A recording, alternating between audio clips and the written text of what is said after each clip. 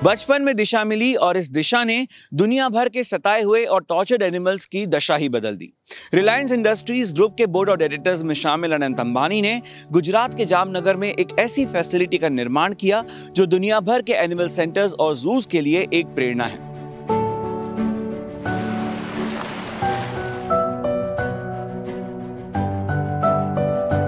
यहां पर एलिफेंट्स के साथ साथ कई और प्रजातियों के जानवरों को रखा जाता है, उनकी देखभाल की जाती है और उन्हें रेस्क्यू किया जाता है। तो चलिए आज के इस वीडियो में हम आपको सैर करवाएंगे वनतारा की।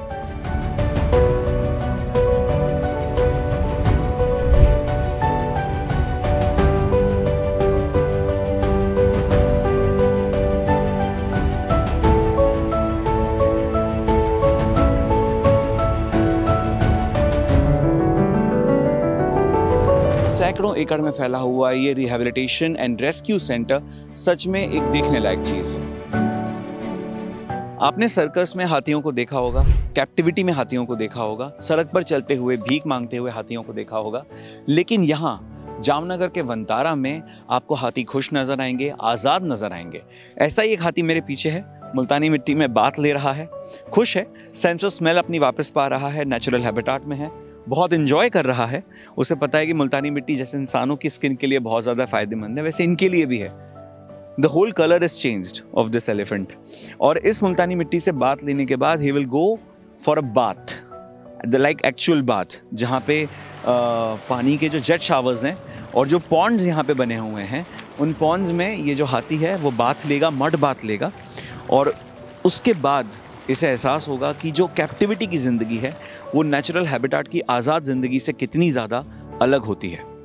दुनिया भर के सर्कसेस में जब ये हाथी कैप्टिविटी में रखे जाते थे, सालों में ऐसी कैप्टिविटी में रहने के बाद वो भूल जाते हैं कि आखिर नेचुरल हैबिटेट में, नेचुरल जंगल में कैसे रहा जाता है। और यही वजह है कि वनतारा में, रिलायंस वनतारा में इन एलिफेंट्स को नेचुरल हैबिटेट दिया गया है, एक नेचुरल जंगल दिया गया है जहां पर ये फन एक्टिविटीज़ करते हैं, खेलते हैं, इनका एनरिचमेंट किया जाता है। इस एनरिचमेंट एक्टिविटी में जो मिट्टी है, जो रेत है, उसमें ये हाथी खेलते हैं। इसके अलावा मुल्तानी मिट्टी में नहाते हैं। कई तरीके के फन गेम्स इनके लिए यहाँ पे क्रिएट किए गए हैं, जिनको खेल कर ये एनरिच होते हैं, अपने सेंसेस वापस पाते हैं कि आखिर नेचुरल हैबिटेट में कैसे रहा जाता है।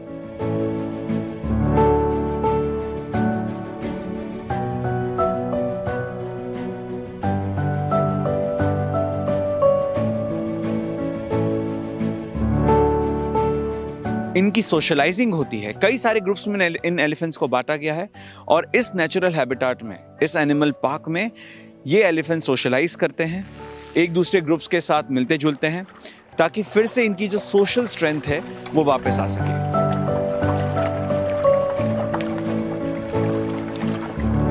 गुजरात के जामनगर में लगभग 1200 एकड़ से ज़्यादा एरिया में फैली इस फैसिलिटी में लगभग 200 से ज़्यादा एलिफेंट्स हैं और 200 से ज़्यादा बिग कैट्स यानी लायंस, टाइगर्स, ये सारे एनिमल्स भी हैं। इन सभी एनिमल्स को दुनिया भर के सर्कसेस से रेस्क्यू किया गया, उन्हें इस फैसिलिटी में लाया गया जहां पर एक वर्ल्ड क्लास हॉस्पिटल में इनका इलाज किया जाता है।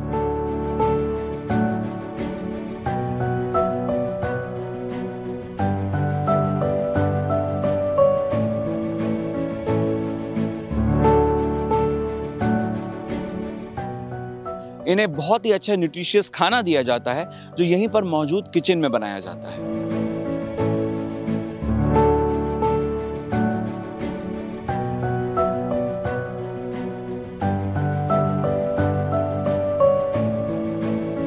नेचुरल हैबिटेट के साथ नेचुरल डाइट भी ज़रूरी है और इसका भी वनतारा में खासा ख्याल रखा गया है। इस वक्त मेरे साथ हैं जर्मनी से स्पेशली वनतारा में हेड न्यूट्रिशनिस्ट बनकर आई doctor Petra Wolf. Doctor Petra, thank you so much for joining us. First, I would like to know what kind of food you prepare for elephants here. We have foods here, all are coming from India. They are organic produce, and we have mainly the green. The green is produced by 3,000 farmers here from India.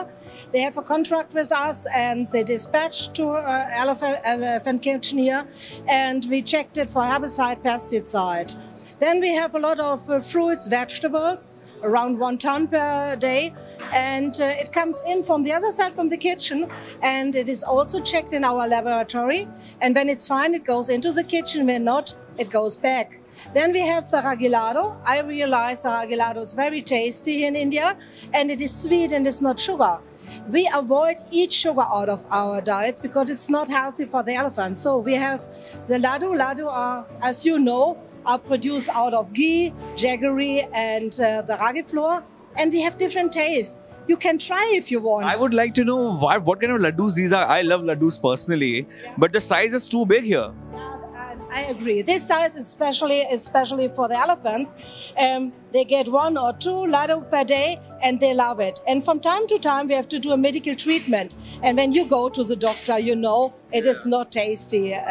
So we make a small hole in it, we put the medicine in it, and then we give it gentle to the elephants. And they love the laddu and don't realize that there is medicine in. What kind of varieties do you have here? I think this one is dry fruit laddu. This is a dry fruit laddu. You see here the original laddu. Then we have the batra laddu, and there is the peanut laddu. And I missed today the coconut laddu. You eat yesterday too much. So we can also eat these laddus. I think you have some smaller sizes here as well. Of course. All of our items that come in are checked in our lab. They are totally free of heavy metals, pesticide, everything. It's totally fine. So this is human quality. Also the veg, the apples, everything has human quality. So, and if you like, take one. So we have smaller size laddus as well here. So these big size laddus are for elephants and these are for humans. So we can eat this. Of course.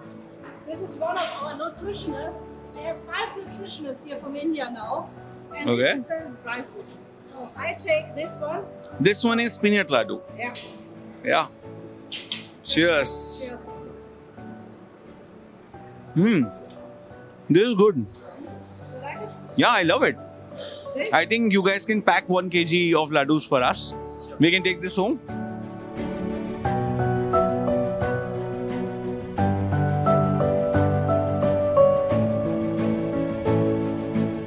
We have tea in the morning. You can see here our thermos flask. The mahout produce the tea in the morning and drink 1 liter of tea with the elephant. When the Prime Minister from India told we have the tea hour, we have the tea hour with the elephants now in the morning. It is not for as a nutritionist background, but it's a strong bonding between the mahout and the elephant when they start together with the tea. Wonderful. So we have the Prime Minister who is a chai wala essentially, and that's why Dr. Petra Wolf has created a special diet for the elephants जहाँ पे चाय भी है. Morning में कितनी चाय P जाते हैं? I think 1 liter of tea every day for 1 elephant. So just imagine कितनी चाय, कितनी खिचड़ी, कितने लड्डूस यहाँ बनते हैं. Thank you so much, Dr. Petra, for talking to us. Thank you so much. And these laddus are actually human quality. I can also eat it. See? So these are bigger size laddus which Dr. Petra and her team prepared, and these are human laddus, the smaller size, and it's very yummy. Thank you.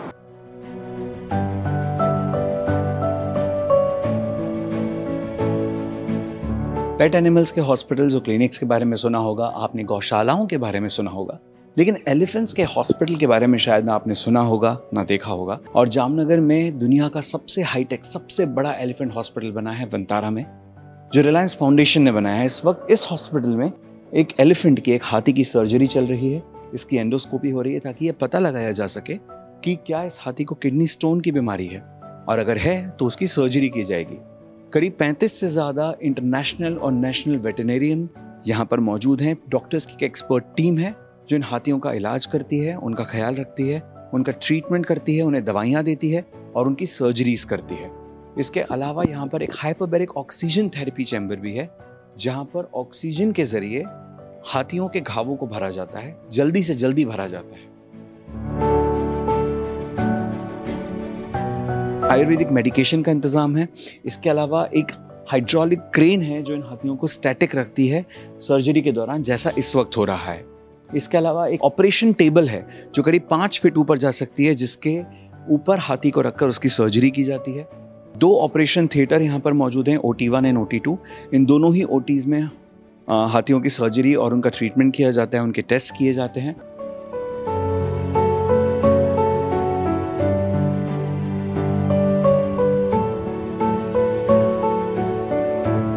बचपन में अपनी मां नीता अंबानी से प्रेरणा लेकर Reliance industries board of directors में शामिल अनंत अंबानी को एक ऐसा आइडिया, एक ऐसा ख्याल आया जिसने दुनिया भर के सताए हुए और टॉर्चर्ड एनिमल्स की जिंदगी ही बदल दी। इन 200 से ज्यादा हाथियों को गुजरात के जामनगर में एक ऐसा घर मिला जिसे वो अपना कह सकते थे। करीब 1200 एकड़ से ज्यादा बैरन लैंड में 1 करोड़ से ज्यादा पेड़ लगाकर एक ऐसा जंगल बनाया गया जिसमें इन हाथियों को अपना घर मिल गया।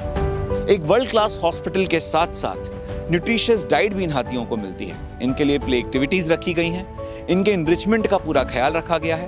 कैप्टिविटी से निकलकर एक नेचुरल जंगल में कैसे रहा जाता है, इन हाथियों को यह सिखाया जाता है। डॉक्टर्स की और टेक्नीशियंस की एक टीम है, महावत्स की एक टीम है जो इन हाथियों के साथ हर वक्त रहती है। इन्हें किसी भी तकलीफ का सामना नहीं करने दिया जाता। आप देख सकते हैं कि वंतारा में इन हाथियों को एक नया जीवन कैसे मिला है।